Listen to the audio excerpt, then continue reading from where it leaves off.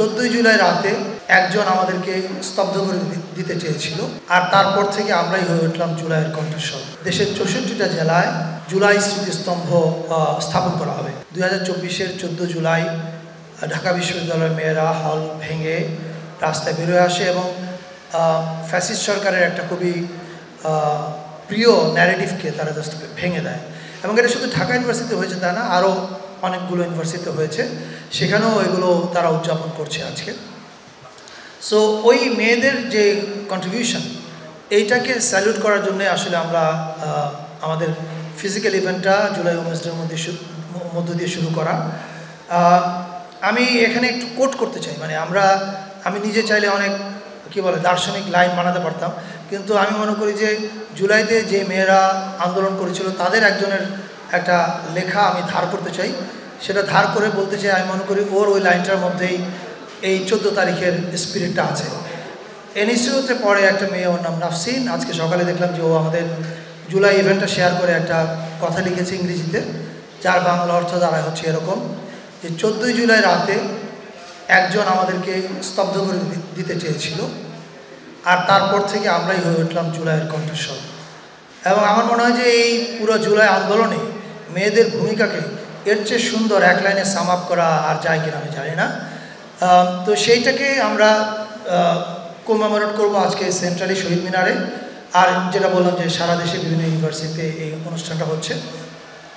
So শহীদ মিনারে যে এই অনুষ্ঠানটা হবে, এটাও কিন্তু by the July women, for July women and men and of July women. এই প্রোগ্রামটার যে পরিকল্পনা হয়েছে, সেই পরিকল্পনার সঙ্গে জুলাই আন্দোলনে সরাসরি যারা জড়িত ছিল, যে মেয়েরা, তারাই এটা পরিকল্পনায় অংশ নিয়েছে। একই সঙ্গে কারা কারা স্মৃতিচারণ করবে এটা বাছাই তারা করেছে। একই সঙ্গে এই অনুষ্ঠানে কোনো প্রফেশনাল হোস্ট থাকছে না, যে 3 জন হোস্ট থাকছেন 3 জনই জুলাই আন্দোলনে সরাসরি জড়িত। একজন ঢাকা বিশ্ববিদ্যালয়ের, একজন প্রাইভেট ইউনিভার্সিটির এবং একজন কলেজের, মানে স্নাতক পর্যায়ের সরকারি কলেজের। এটাও আমি মনে করি একটা সিগনিফিক্যান্ট দিক যে সবাইকে নিয়ে সবাই মিলে আজকে শহীদ মিনারে এই উৎসবটা হবে সন্ধ্যা 6টা থেকে। সেখানে শুরু হবে জাতীয় সঙ্গীতের মধ্যে দিয়ে, এরপরে ডকুমেন্টারি দেখানো হবে 3টা। একটা হচ্ছে জুলাই উইমেন, বানিয়েছে another July women Raka Noshin Nawar. এছাড়া দেখানো হবে you fail to kill Abrar Fahad, আর একটা ডকুমেন্টারি, এবং আরেকটা হচ্ছে জুলাই বিষাদ সিন্ধু।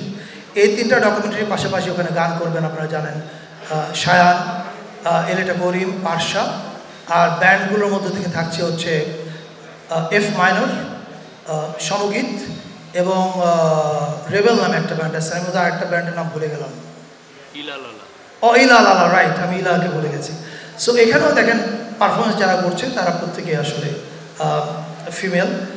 এর বাইরে আমরা আজকের একটা মেজর প্রোগ্রাম নিয়ে কথা বলতে চাই। আপনারা জানেন যে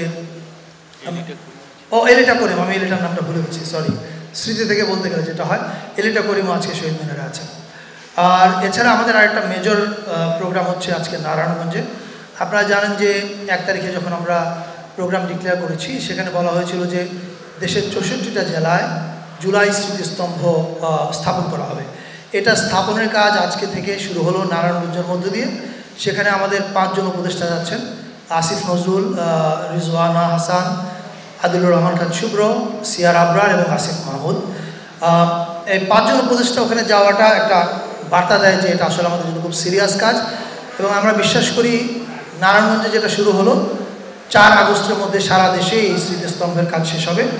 এবং এই স্মৃতিস্তম্ভটা হচ্ছে টেক্সট বেস। আপনারা জানেন যে এবার জুলাইয়ের আন্দোলনে লাইন, টেক্সট, কথা, স্লোগান, কবিতা, এগুলো খুব গুরুত্বপূর্ণ ছিল।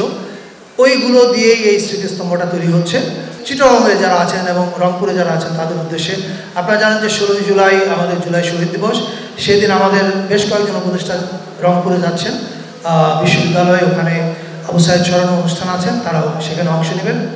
আর চিটাগং স্টেডিয়াম, যেটা কাজীর দেউরিতে শহরের ভিতরে, সেখানে অনেকগুলো ডকুমেন্টারি প্রদর্শনী আছে, কনসার্ট আছে চিটাগংয়ের শিল্পীদের এবং ঢাকার শিল্পীদের নিয়ে, এবং শেষে ওখানে একটা ড্রোন আর্ট ডিসপ্লে আছে।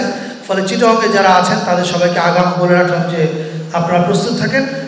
16 তারিখ সকালে আমাদের একটা প্রেস কনফারেন্স হবে, সেখানে ওই 16 তারিখের লাইন আপটা বলা হবে।